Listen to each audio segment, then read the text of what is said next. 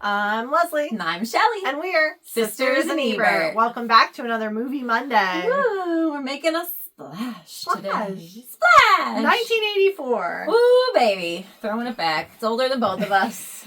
Is this Ron Howard's directorial debut? I don't know if it's debut. But it's one of his earlier ones. Yes, Yeah. definitely early. It might be debut. I'm not sure. Oh, Ron Howard. I know. So we've got Tom Hanks, Daryl Hannah, John Candy, Eugene Levy. Yeah. Can't forget No, him. you can't. I'm trying to think if there's anybody else.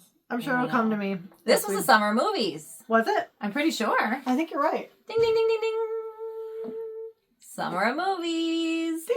If you don't know what the summer of movies is, it's a time in our life when our father made us watch every movie he ever enjoyed in his life over the course of a summer and beyond. And beyond, yeah.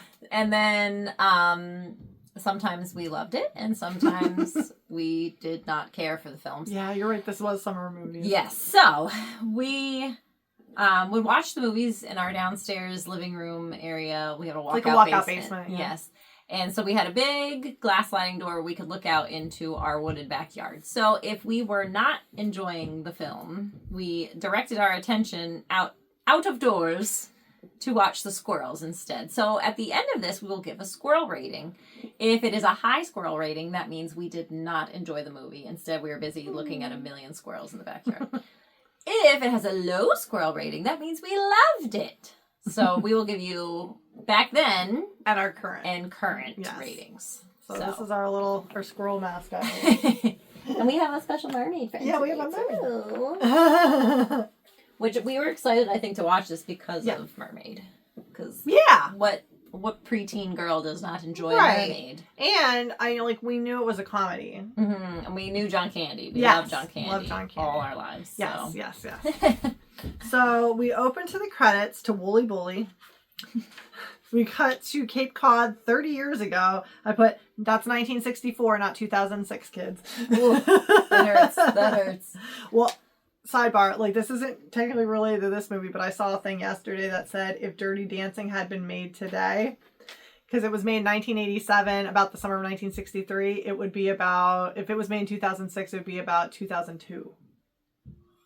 The Summer of Love in 2002. No, that was about the era we were watching these movies. Oh, yes. Oh, gosh. Yeah, so unrelated, but yeah, I just had to say because it made me think with the 30-year thing. Is that when Dirty Dancing Havana Nights was made? Good question. I don't know. No. It might have been. I never saw it. Me either. Patrick Swayze's in it. I didn't know that. He played a dance instructor and a cameo. Good for him. Yeah. Back to Splash. Yeah, back to Splash. Sorry, we got off on a little 30-year tangent here. So that's 1964, not 2006. To, or was it 6? Yeah, I guess. 6. Yeah. Oh, 20 years ago. Because I'm that wouldn't be 30 years ago. It does look like a 3. It does look like a 3. It's a 2. There's a little. Oh, yeah, it is. It's bad. Poor penmanship. 20 years ago. So 1964, not 2006. To boat party as one young boy, Freddie, John Candy's character, Set the scene. drops coins to look up skirts and other. Oops! It's so obvious. Yes. It's chucks it. But nobody's noticing it. They're just ignoring these kids. All the adults just want to get liquored up and enjoy their yacht. And the other young boy, Alan, Tom Hanks' character, looks over the side and jumps overboard as he sees a young blonde mermaid underwater, but is separated from her and brought back aboard after being saved. He doesn't know how to swim. Jumps overboard. Leapt in. Yeah. He's like, this seems like the right thing to do.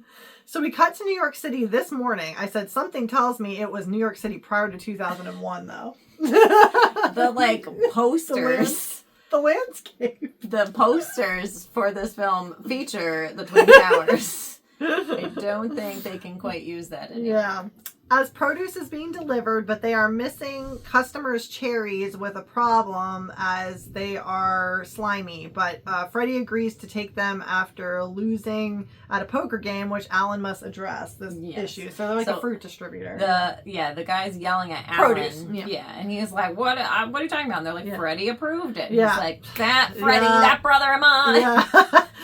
Freddie speeds and arrives to warehouses in a sports car, hitting vegetables, but he's all right. Thanks for asking.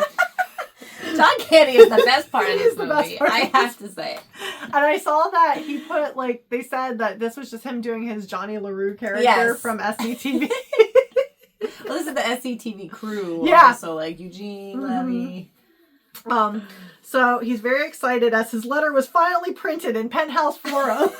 He brought issues for everybody. He's handing them out to all the workers. They printed my letter. Freddie also took the petty cash, but loves on Alan as he tries to reason with Freddie.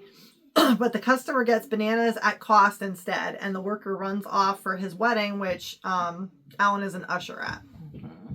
Freddie makes a deal with a guy, I think, that he met at a club, yes, to be the fruit supplier for the whole chain of the Buy Right supermarkets, which is a huge chain of markets, and which makes Alan panic as Buy Right is coming today to see the operation, and his girlfriend simultaneously calls to inform him that she's moving out of their apartment, and Alan can't say he loves her. Yeah, she's like, just say it and I'll stay. And he's like, bye. It's like, all right. Yep. That's all we needed to know here. Yep. Bye, Alan.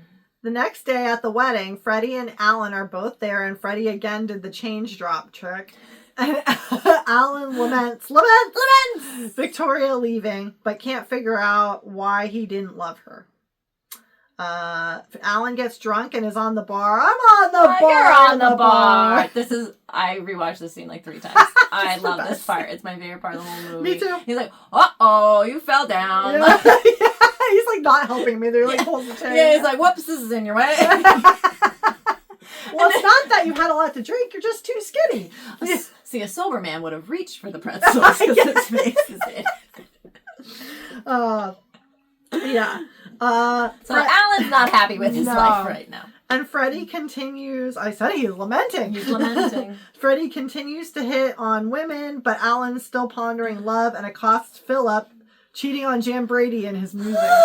The guy who plays Jan's husband, Philip. I was like... In A Very Brady Christmas. In A Very Brady Christmas and in The Very Brady Wedding. True. Yes. Yeah. So he accosts Philip. And I said he must have been cheating on Jan because he was with another lady. He was hitting on some other girl before. Freddie wants Alan to go to Rio with the 2 girls he just met, but Alan decides to go to Cape Cod alone and feels better there, like he's close to something. I wonder what that could be. I know. Alan is dropped at the wrong side of the island and asks Walter Kornbluth for a ride to the island, but Kornbluth is paranoid Alan is sent to spy on his research. And that's Eugene Levy. Yes. Which, fun fact, John Candy auditioned for that part. I saw that. Yes. And then they were like, no, we're going to make you Freddie instead. Yeah. And he was like, well, then let's make Eugene Levy the student. It's like, okay. Fat Jack gives Alan a ride in the big boat, which is a very tiny boat. But water gets in the engine, so Alan is stuck alone while he swims back for the little boat. Alan can't swim. He's just stuck in this little boat. In the middle of the ocean. So why he agreed to get in the boat to begin with, I don't know. Kornbluth sees Alan stuck and goes diving nearby, still paranoid. Alan is fearful as he can't swim but gets the boat motor going, but falls out of the boat and is hit on the head with the boat, soon waking on the beach with a headache. Mm-hmm. Once again, Alan sees a naked blonde girl resembling the underwater girl from the beginning. She kisses him and dives into the water, swimming off, leaving Alan wishing that he could chase her. Mm-hmm. But she's in the water, and he can't swim. Didn't say a word to him, but she smooched him. Yep. Behind Alan, she dives, revealing mermaid tail, and retrieves Alan's wallet that he lost falling into the ocean, but is spied underwater by Kornbluth. Dun dun dun. Uh-oh. Madison is the mermaid. I just started using her name. This was the launch of the name Madison. Too. It was not a popular name until this, and then all of a sudden, everybody gets named their kid Madison in the early 2000s. Late 2000s. Yeah. Mid. Yeah. Early aughts. First decade. Yeah. Madison can't communicate. Sorry. I got lost away by the Madisons there. Madison swims to shipwreck and finds a map, figuring out how to get to Alan using his ID. I'm glad she can read. Oh, they teach that in fish school. Alan is back at work with his head bandaged, and Madison arrives in New York naked by the Statue of Liberty, disrupting a tour. Bocce balls! Bocce balls, yeah.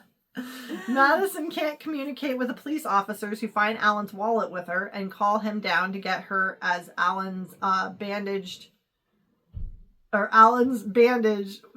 Mr. Byright mistaking it for his Vietnam injury that Freddie lied about to get the account. Alan arrives to the police station awestruck seeing Madison, who kisses him immediately. Alan and Madison go to his apartment and she kisses him more. Alan makes Madison food after amorous afternoon and finally returns to work at 4 p.m. in a great mood. There was an implication as what occurred. We don't see what occurred, but we can figure it out. As we can connect the dots here. I don't think we did as teens, though. I bet we did. You probably did. I probably didn't. As Madison watches TV and sees an ad for Bloomingdale's, and the doorman gets her a cab to the store with Alan's credit card, and salesgirls eagerly help her. I mean, I would. It was the 80s. It was the decade of commission, of course.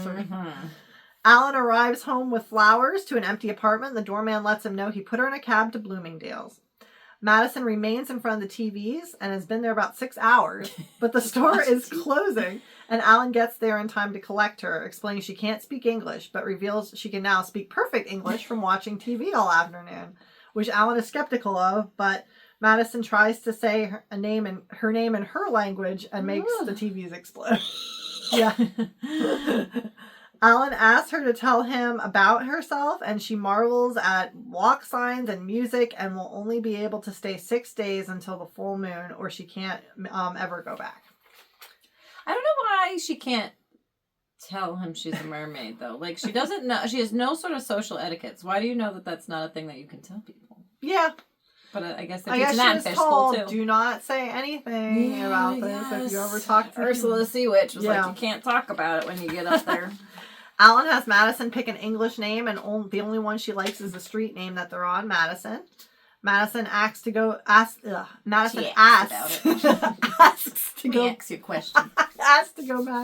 Alan's apartment and wants to stay with him at his place as he's why she came there. In the middle of the night, she wakes up and makes herself a salt bath, causing her to turn back into a mermaid, but Alan asks to come in and she won't let him in as she was shy. Dr. Kornbluth continues looking for the mermaid off the Cape Cod and sees Madison in a tabloid for being nude at the Statue of Liberty and orders hired helpers to take him back. Alan gives Madison a dancing music tchotchke, which she loves, and takes her to see more music and a mermaid water fountain. I thought Alan would have the key to your heart as well. You would see a tchotchke and be like, yes, I love you. That's not my kind of tchotchke. True. You're a specific type of guy. Alan doesn't know why he likes this fountain so much, but he always has. Mm-hmm. It's on display at Hollywood Studios and Disney World, apparently. I don't know where, though. Like, I didn't look up where. Yeah, I don't know either. Been there a few times. I don't remember seeing, but I'm going to keep my eyes peeled next time. Yeah. Mm-hmm. Come back with notes. Alan tells Madison... Is this the Muppet one? And no. Stuck Miss Piggy on top? No. Because it's intact. I heard that they just, like, shuffle it around places. Oh. Yeah. Sure. Alan tells Madison of falling off the boat as a child, and Madison says she remembers, covering saying she meant to say she understands. And Alan starts to say he swears he saw, but then he stops himself. Everybody just connect the dots here. Real. Freddie asks Alan to a political dinner, and Alan asks to take Madison instead as the two play racquetball with Freddie struggling. That scene. This scene that is like famous now because John Candy said like he had been out partying the night before. Wasn't it with Jack Nicholson? Yes. And he was drunk and he was not feeling well. He was so hungover during the scene, and they like had to shoot it a million times and he got hit in the face. No, they did that in one take. Yeah. He had to say his line like 3 or 4 times. Freddie questions Alan, who still claims not to be in love. Freddie took a date to one of his own weddings once, but calls Alan out, loving Madison despite questioning her in her inconsistency since arriving. Yeah. I took a date to my own wedding. Kornbluth is mocked by academics for mermaid discovery at some sort of hoity-toity university he's affiliated with or whatever. Madison buys the mermaid statue for Alan because they were tearing it down and takes up his whole bedroom with it, trading her necklace for And it. it's working, too. Yeah. I was trying to figure that one I out. know. It tells Alan she did it because she loves him. And at first, Alan is afraid to say it, but he tells her he loves her, too. Oh, he got over his fear of it in 24 hours Yeah, time. right? Not even 12 since racquetball that long. Kornbluth, again, is not believed that Madison is a mermaid, and he gets the idea to get her wet so that her legs turn into fins. Which, how did he figure that out? I mean, I guess he's smart. Yeah, he's been studying her, I guess. Kornbluth sees Madison and Alan on the street and chases her with 2 buckets of water, but douses the wrong woman, and they get away. At a fancy dinner, Alan is Tom Hanksing it up. Gives her suggestions on how to stay in the country, but she is distracted by food arriving. Who wouldn't be? I mean, yeah. And eats lobster shell and all. Daryl Hannah is a vegan. So they used the shells of a lobster. She still cried about it. Which they filled with mashed potatoes and what's that, heart of palm? Heart of palm, yeah. So that it looked like the meat, and she just had a bite into it, and they took a bunch of takes, and she cried after every take because she was lamenting for the poor lobster that had to die to make that for her. Maybe they just found one washed up on show. Maybe, but he still had to die. Yeah. It was still gross. Yeah, it was really gross. At ice skating, Madison is somehow good at it, and Alan proposes, but Madison says no without explanation, saying she only has 3 days left and to please make them wonderful. They go back to skating, and Alan is angry that Madison won't open up to him and is very passive-aggressive, causing Madison to run off. Mm-hmm. He's obnoxious. He really is. He's like hot and cold through the whole movie. Movie, yeah. Super like sweet and loving, and then it's like a light switch too. Yeah. A thunderstorm starts, and Madison hides under the bridge to stay dry while gazing at the Twin Towers. I said, where was she 9/11 2001? She's just staring at him like hardcore in that scene too. Plotting. She was part of Alan and international waters. And Alan can't find her. The next morning, Madison looks at the water and finds dejected Alan saying yes, she will marry him. Alan is very excited and wants blood test right away, but Madison says before that she has to tell him everything, but she says not today, and he wants to get married right away while Madison is hesitant. The blood test is not a thing anymore, correct? And I don't know in every state. Okay. But definitely not in Pennsylvania. Okay, because I was going to say, I don't remember getting a blood test. Am I not legally married? And I did away with it in a lot of states, too. It used to be to rule out that you weren't related. Like incestual sort of things. Right. Okay. Yeah. I mean, smart. Kornbluth is posing as a maintenance person in Alan's building. I said, how did he know where to find that? So I did see a thing about this. That I guess this is a novel. Okay. And so in the novel, it's explained he hangs out around the police station and eventually bribes a police officer to tell where he lived. Okay. So that he could find track them down. And despite a broken arm, goes to their floor to spray them with a hose, but instead gets the same couple he assaulted earlier. Small town, New York City. Yes. Alan is crazed, though, and doesn't want to lose her again. So he decides that they will go to Maryland, and doesn't know why he didn't think of that before. Freddie always gets married in Maryland. You don't need a blood test there. It's what the Shelbyville of states. But remembers the dinner with the president that night that he has tickets to, and maniacally says they'll go to Maryland after, as he is already dressed up, and she can tell him there's a secret in the car on the way. Yeah.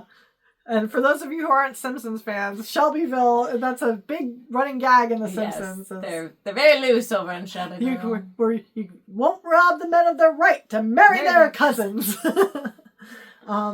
So at dinner, Alan hopes for a boy and a girl, and Madison asks what kind, as he brags to others of impending nuptials that evening. He's telling everybody, we're getting married tonight! Yeah. And it's late. Like, it seems like a late dinner. It is This is like dark. Adventures in Babysitting, where they're eating at midnight, and then...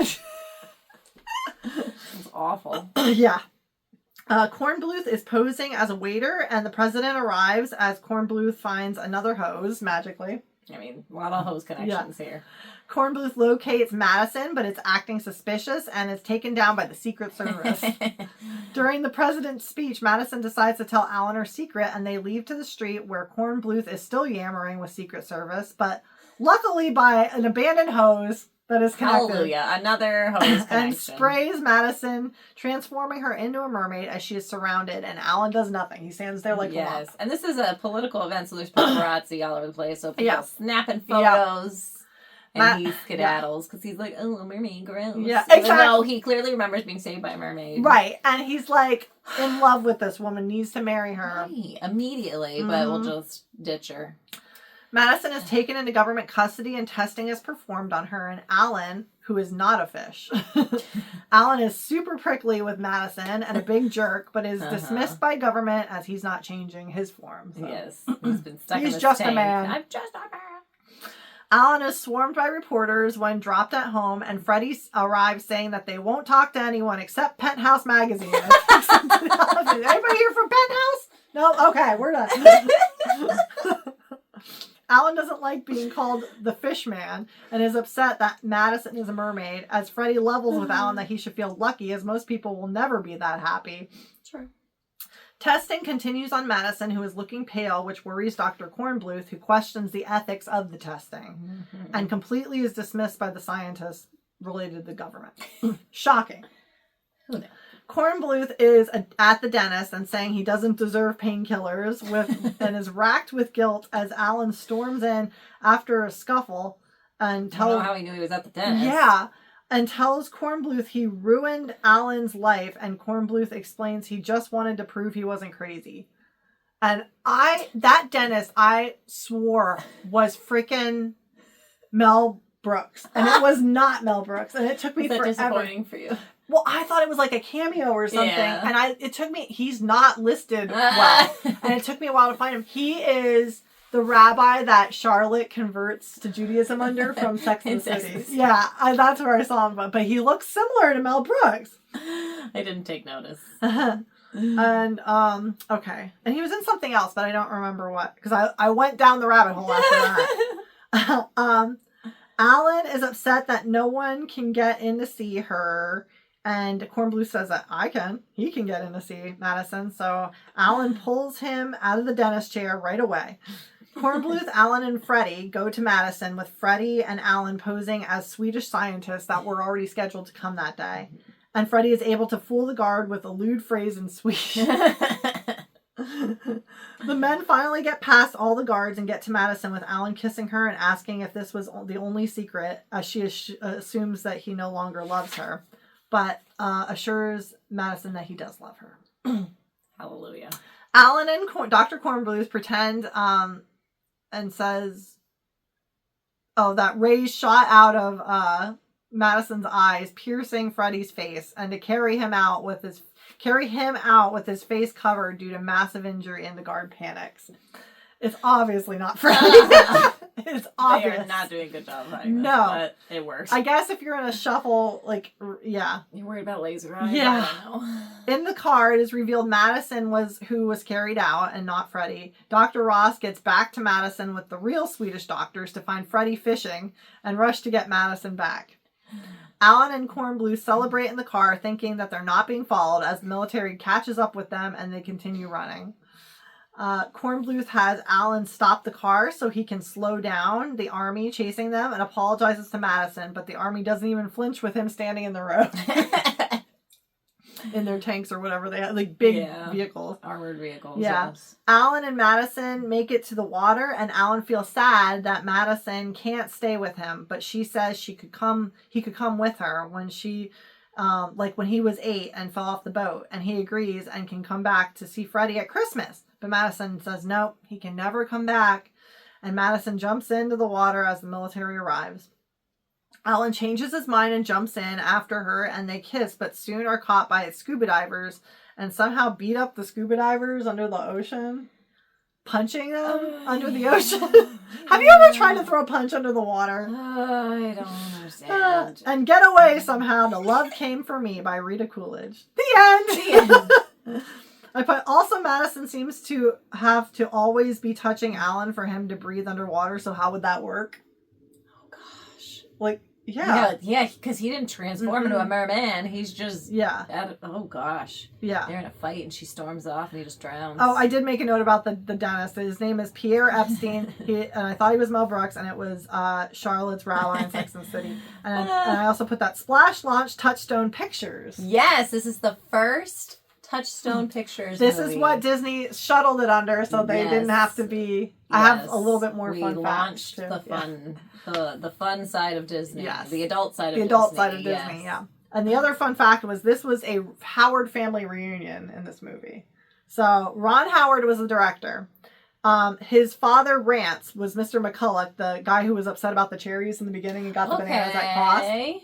His brother, we see him at the wedding. He comes in and Tom Hanks is snapping at everybody, and he's one of the guys, hey, that's the bride's brother. Be nice, And then it was Clint Howard, and his wife, Cheryl, and his assistant, Louisa Velis, were two of the women standing outside the church during the wedding. So he had a lot of Howard cameos. All the Howards in. Yeah.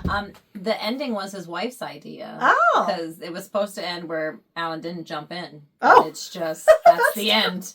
And they were like, we need a little romance here. And like a couple of the other women were like, yes, like end it properly, please. And they're like, okay, so they rewrote the ending.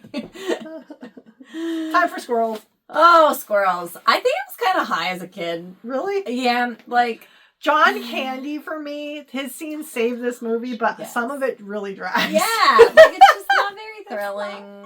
It's not even one of Tom Hanks' best, in my opinion. And I hate to say it, but I don't love Daryl Hannah. I don't either. I don't know. She's pretty, but... Yeah. But, like, I don't know. It just kind of was flat. As a kid, I think, like, I don't think I understood all the jokes. Once you get through, like, the first 15 minutes with John Candy being John Candy, and then it's just like... the fun. Yeah. Because John Candy's really not in much in the middle of the movie. No, it's racquetball, and then at the end, Yeah, so, I could have used some more John Candy. So maybe, like, a 4 or 5 as a kid. Yeah. And then maybe, like, a 2, 3 now. I'm about the same. Yeah. On the same page. And I said, this is out of... I think do you still do your 10 squirrel... rating? 10 is like the general basis, but then it can extend far beyond. Mine's an infinite squirrel rating. Yes. So I mean, with that, it's still pretty good because it's low. But So I based it in my head off of 10, but I allow it to go infinitely beyond because some movies just they go beyond. Thomas Crown Affair. The Thomas Crown Affair, 1954. But yeah. But yeah. It's enjoyable. It is, and I still like to watch it. And I said, like, we watched this with my stepson years ago, and like he's about 20 now, and when he's not always into movies, and so we were having him watch some movie, like we were forcing him to spend time with the family essentially by watching a movie together. Movieing him. But it was to watch a movie as a family, and not be down in your room all the time. Yes. So he would come up, and I knew he liked this one because every time he would ask. Like, if I knew if he liked the movie, because he'd be like, is there a sequel? We should watch the second part. And he did ask me this, and he was like, did you know there's a sequel? And I'm like, yes, but it's not any of the original cast. So we did not watch the sequel. But, I never saw the sequel. No, I never did either. But, I can tell that he liked it. So it was enjoyable enough for a very tough movie critic. And I feel like it holds up, minus all the World Trade Center shots, but... Overall, it holds up. And even that, are we not at a place where we can have some nostalgia for it now? Like, I mean, yes. Yes. I'm pretty sure, though, on Disney Plus, they edited it out. No? No, I watched it on Disney Plus. I didn't watch it on Disney Plus, so I wasn't sure. Yeah, I watched it on Disney Plus. I wasn't sure if they had It's intact. Okay, good to know. Not Adventures in Babysitting. I do know on Disney Plus, they extended her hair to be longer. They did. Yeah, to it cover covers her bottom. But really, it's not... It's just bottom. Yeah. You don't see bosoms, which is unheard of in 1984. Eve, like Abby. And I do know that Daryl Hannah was this was her first time exposing herself, so she was very, like, she covered herself with Band-Aids, and, like, she didn't want to be seen. There was going to be no slips of any kind. She's shy. She's shy. She's shy. Okay, I get it. It's the tub. Yes, she's shy. But we thank you for joining us. Do you have anything else you would like to add? I'm good. Well, we appreciate all your support of the channel and for coming and watching this video. If you look below in the description, you will see links to our social media. We are at Sisters in Ebert on Facebook and Instagram. Please like, follow, subscribe, comment, all the interactions. We really appreciate it so that we can hopefully grow the channel and keep doing what we're doing. So we do appreciate all the support, and we will see you next week at the movies.